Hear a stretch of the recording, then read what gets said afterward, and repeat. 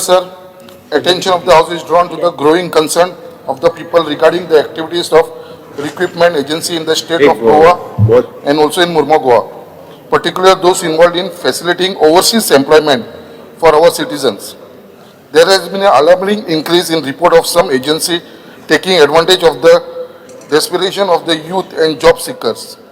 These agencies are alleged engaged in unethical practice, including charging very high fees, providing misleading information about job offers, and failing to fulfill contractual agreement with the workers. As a result, many Goans have found themselves stranded in foreign countries with no support of means of return. Additionally, there is lack of transparency and proper regulation in this sector. The recruitment process is often not well documented, leaving individuals vulnerable to exploitation and legal complication abroad.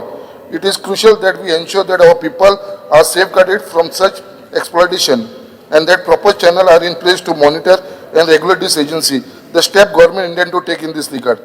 Speaker sir, around more than 50 cases फक्त माझ्या कॉन्स्टिट्युएन्सीची आसा जे already case file केलेले आसा अशे abroad धाडटा म्हणून खूपशे issues जावपाक लागलेले आसा स्पीकर सर.